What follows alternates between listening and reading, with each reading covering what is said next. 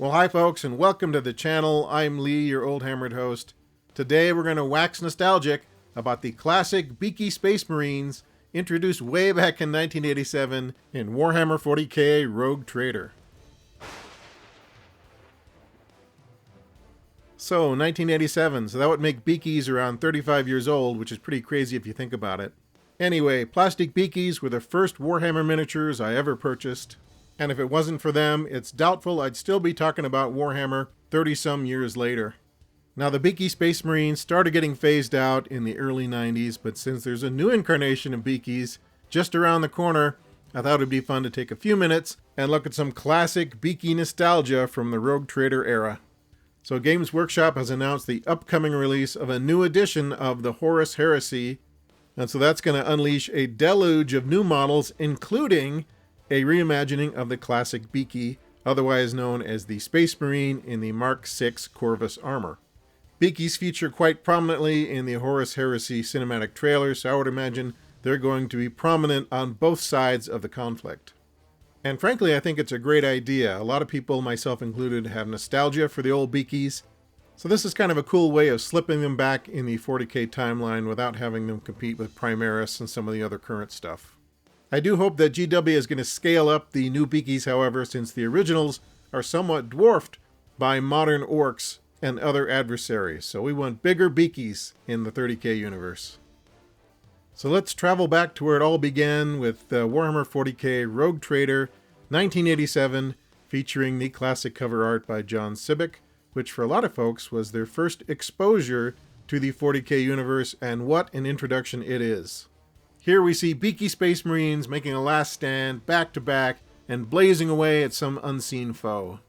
Rogue Trader introduces players to the Legions Astartes, otherwise known as Space Marines, the most powerful and most feared fighting arm in the Imperium. Rogue Trader reveals that there are 1,000 Space Marine chapters, but only names 12 of them. Alphabetically, those are the Blood Angels, the Blood Drinkers, the Crimson Fists, the Dark Angels, the Flesh Eaters, the Flesh Terrors, the Iron Hands, the Rainbow Warriors, the Silver Skulls, the Space Wolves, the Ultramarines, and the White Scars. It's interesting that all the chapter color schemes seem to feature a stripe running down the middle of the Beaky helmet. And look to the left there, we see a Space Marine designated as Field Police, so we're going to talk about that here in just a second.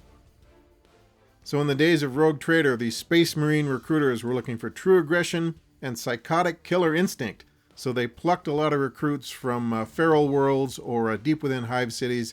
These murderers were then subjected to intensive training and indoctrination, biochem treatments, psychosurgery, and then they even had a black plastic carapace merged with their flesh to create the Emperor's ultimate warriors. Despite their fearsome reputation, however, the Beaky Space Marines probably had a pretty short lifespan. Rogue Trader is filled with illustrations of Beakies meeting their demise, like this fellow here who was turned into Swiss cheese. This guy here might have gotten blasted by a heavy weapon while sitting on the hood of a rhino. Looking at some of these illustrations, one wonders just how effective that Beaky armor is, but I suppose it's better than nothing. This ominous illustration here shows what appears to be a pair of human hands with a standard made out of shoulder pads and Beaky helmets. So whatever feral world this is, Space Marines are not welcome there. So remember that Field Police Space Marine we looked at a few minutes ago? Well, it looks like the Rogue Trader Space Marines occasionally get pressed into service for street-level peacekeeping. So for example, here they're detaining a petty thug for tagging a wall. Oh, the indignity of it all. So that's it for our look at Rogue Trader from 1987. Now we jump forward to 1988 and the Warhammer 40,000 chapter-approved Book of the Astronomicon. The bloodied but unbowed Space Marine on the cover is not wearing his Beaky helmet, but his compatriots in the background are. The inside front cover of this Warhammer 40,000 companion book features an awesome cutout diorama capturing a battle between classic Beakies and classic orcs. The Book of the Astronomicon also features a multi-page full-color section showcasing many of GW's early Warhammer 40k miniatures, including the plastic Beaky Space Marines. Here they are in all their posable glory.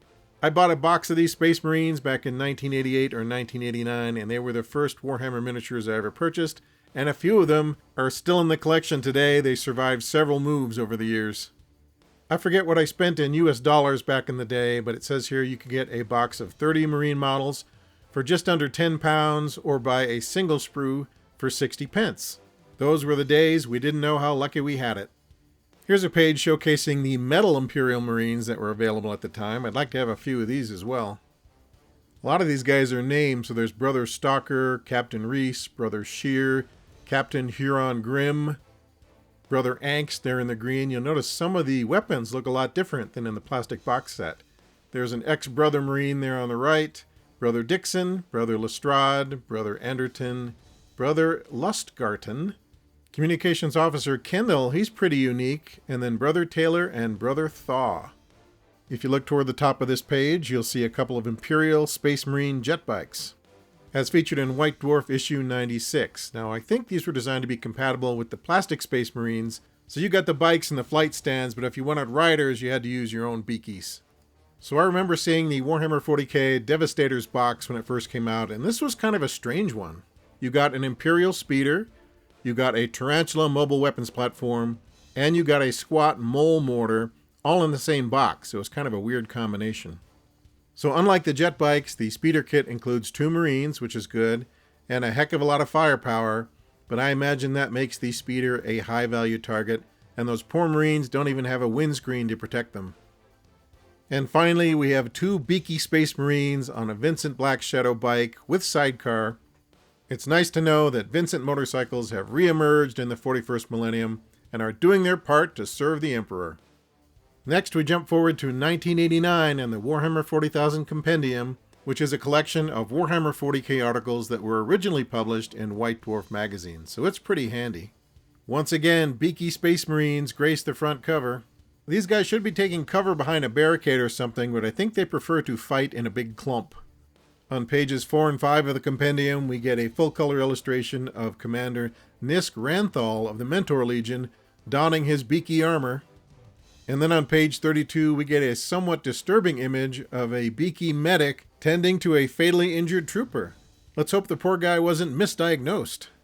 Next, we jump forward to the year 1993 and Warhammer 40,000's second edition, which marks the beginning of the end for our beloved Beakies. As such, it's only fitting that the illustration featured on the cover of the second edition rulebook is the same one featured on the cover of Rogue Trader 6 years earlier. Inside the rulebook, however, the new generation of Space Marines are firmly in control, dominating most of the photography, even though a few metal Beakies still linger to carry on the legacy, like the Blood Angel Space Marine Librarian there on the right.